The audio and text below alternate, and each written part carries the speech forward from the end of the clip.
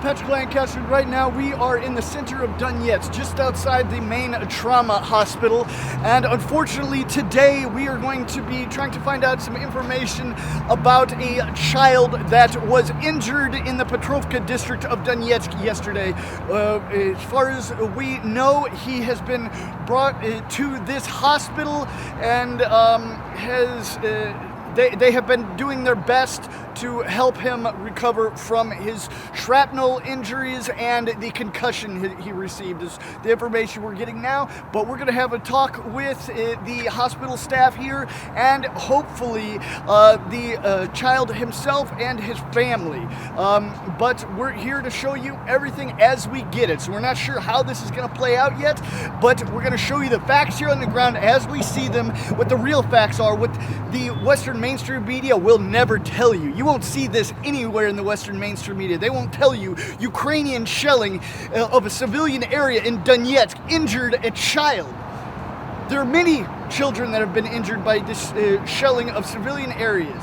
So we're going to find out all the information that we can here in the ground, so you don't have to just rely on the Western mainstream media. You can get things on both sides of the line. Don't just watch my reports, watch other reports on the other side, so you can be educated and make an educated decision on what you want to believe and what you want to follow. Don't just let the Western mainstream media guide you like sheep, just spoon-feeding you the information that they want to. The have-throughs are sometimes not even truths at all. See things on both sides of the line. So now we're going to go in, have a talk to the staff, and hopefully see the child who was injured. And hopefully he is okay and getting better. So please like this video, share it across all social media, and remember, we're only able to do these reports with support by viewers like you, because we're totally independent and crowdfunded. If we're not able to show you this, you won't see it anywhere in English. So we're been doing all we can here, and in the last year, since this escalation started, over 34 million people have seen our reports. So we're going to keep pushing. Here we go.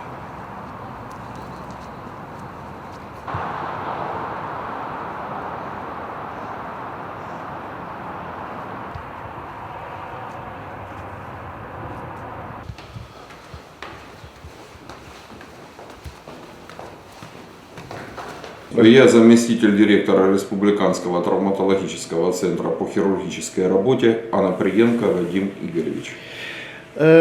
Как я понимаю, вчера Ребенок был ранен на Петровке. Да, Петровка это, к сожалению, один из самых часто обстреливаемых районов. Географически он прилежит вплотную к линии соприкосновения, поэтому регулярно с 2014 года мы принимаем детей, которые попадают под обстрел. Во время мирного затишья, скажем так, этого временного промежутка перемирия к нам дети не поступали. С началом обострения ситуации мы уже приняли более 100 детей. Это дети, которые получили травму в результате обстрела жилых кварталов. То есть ранения минно-взрывные, ранения осколочные. Ребенок, который поступил вчера, получил ранение в результате обстрела. Взрывной волной было повреждено остекленение, и ребенок получил резаные раны стеклом кисти. Ребенку вчера была произведена операция в ургентном отделе. Ребенок госпитализирован в детское отделение. Всю необходимую помощь он получил вчера в ургентной операционной. На данный момент ребенок получает все необходимое лечение, находится под наблюдением врачей-специалистов. Можно строиться и да, говорить? Сейчас подойдет заведующий детским отделением, проводит, я так понимаю, мама дала добро на интервью, потому что детей мы разрешаем снимать только согласие родителей, это юридический аспект такой, потому что дети не имеют права самостоятельно давать интервью. На данный момент, что я могу сказать, мы приняли более 3000 пациентов, мирных граждан, с минно-взрывными осколочными ранениями. Это все травмы, которые произошли в результате обстрела жилых кварталов, и более из них 100 детей. Также мы принимали детей, которые пострадали в результате контакта мины-лепесток. Вы сами знаете, что это за мина. Это такая мина нажимного действия. Вот. Была попытка одному ребенку сохранить стопу. Вот. Было произведено несколько операций, то есть закрыли стопу лоскутом, но, к сожалению, конечность сохранить ребенку не удалось. Вот. Мина лепесток — это мина нажимного действия. На внешний вид она очень безобидна, даже чем-то напоминает детскую игрушку. Вот. На самом деле рассчитан этот боеприпас на то, чтобы человека не убить, а сделать калекой. То есть происходит травматический отрыв стопы, плюс вторично поражающие элементы — это камни, грунт, являются инфицируемым агентом. Вот, с такими ранениями нам сейчас приходится иметь дело. Ну и как вы сами знаете, что до 2014 года наша больница работала исключительно в режиме бытового мирного времени, как будем брать любая больница крупного города. Но с началом боевых действий мы полностью перешли работать на каноны военно-полевой хирургии. В общем, как-то так. И как чуть-чуть другой тема. Можно ли сказать, какая разница сейчас после референдума за Россию и части России и до? Ну, даже это не сказано с референдумом, я бы сказал, это связано с тем, что оружие стало более тяжелое. Ну, вы американец сами, да? Да. Ну вот Америка, Франция, Италия поставила тяжелое вооружение, с помощью которого обстреливается город. То есть, если прифронтовые районы раньше обстреливались, то теперь обстреливается полностью весь город. То есть, уже не существует тыловых районов, не существует районов прифронтовых. То есть, город обстреливается абсолютно весь. И более тяжелые ранения. Почему? Потому что боевые действия носят более агрессивный характер, более поражающие элементы, поэтому и ранения, естественно, более тяжелые. Соответственно, и раненых больше. Сами знаете, как центр города обстреливался, сами знаете, какие жертвы у нас были, потому что в Донецке сейчас, можно сказать, существует такая, знаете, как жизненная рулетка или лотерея. Если ты дома переночевал, тебе не прилетело, значит повезло. Доехал до работы, не прилетело, не попал под обстрел, тоже повезло. На работе не попал под обстрел, тоже повезло. Город обстреливается абсолютно весь. Ну и связано это, опять же, я говорю не то, что с референдумом, а с тем, что получили более тяжелое вооружение. И что вы могу сказать за мирные люди США и Европы, за эту обстановку здесь? Что они не знают? Во-первых, я скажу так, я врач, и я вот не могу понять одного, почему там не видят ту боль, которая происходит здесь, понимаете, почему закрываются глаза на то, что действительно здесь люди каждый день становятся калеками, каждый день погибают практически, и люди становятся бомжами. Почему они не видят нашу боль, боль именно этого региона, которая происходит? Вот у меня такой вопрос. Понимаете, как бы даже это ответ, скажем так, это ответ вопросом на вопрос, скажем так. Вот. Но я, честно говоря, не знаю, почему, что мы сделали такого, вот люди, которые живут здесь на Донбассе, почему нас считают какими-то недостойными или второсортными. Я не могу понять этого. Спасибо большое.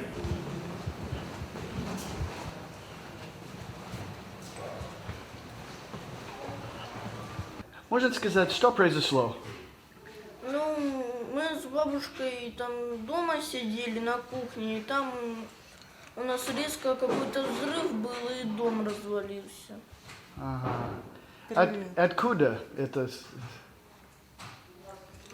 Ну, Откуда? С той стороны. ну, ВСУ. в коридоре Откуда? бабахнуло что-то. И как вы думаете, почему они стреляют на твой дом? Вы такие вопросы задаете, конечно. Нет, вы же... Бог им судья, все, я не вы буду ничего хотите общаться, комментировать. хоть общаетесь, не хотите, Я не не буду общаемся, комментировать эту Ага. ситуацию. Ага, понял.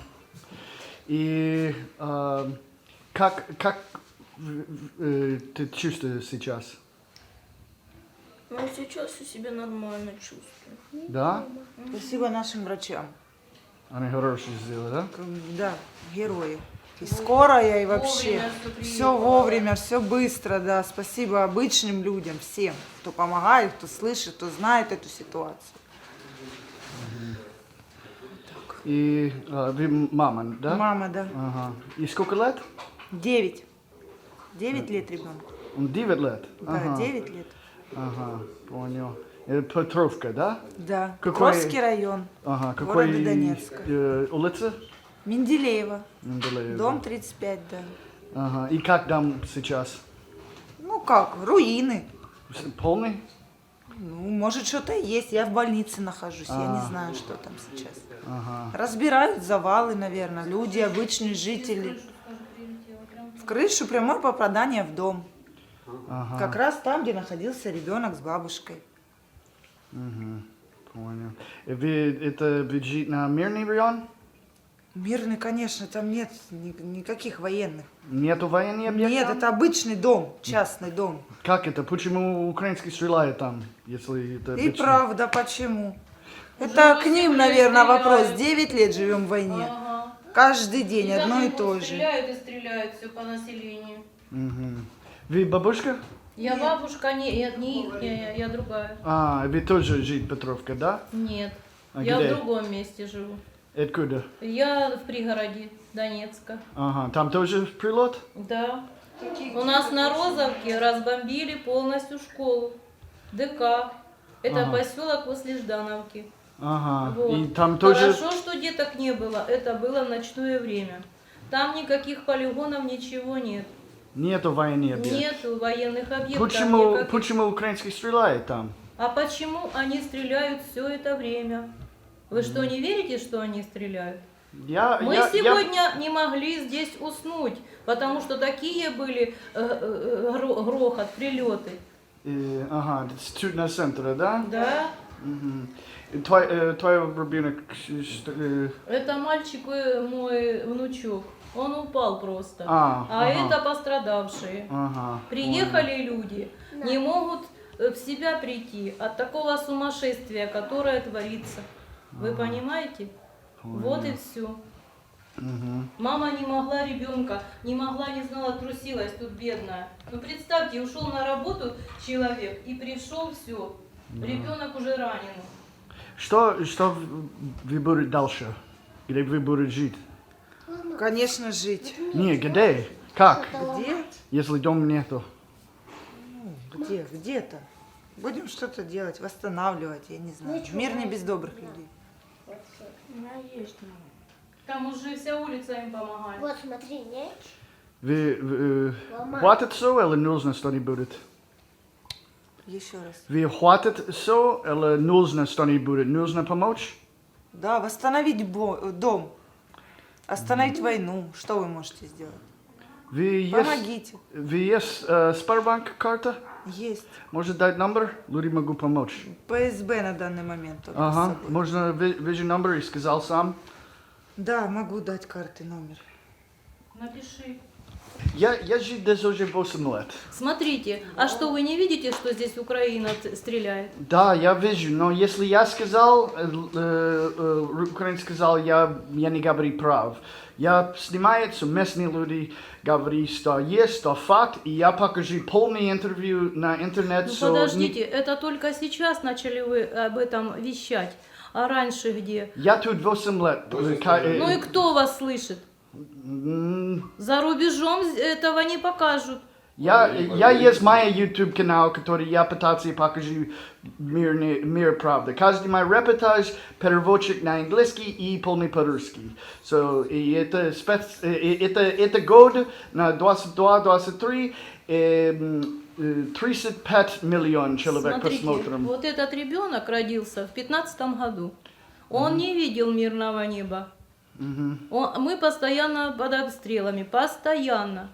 Какая ситуация у нас? Какие нервы у нас должны быть? Какие у нас дети? Как им, вот ему психолог нужен срочно, этому мальчишке. Так же, как и нам всем. Трусимся до самого утра, не можем уснуть. Пожалуйста. Вам как показать, написать? Можно покажите. Видно? И это, можно вы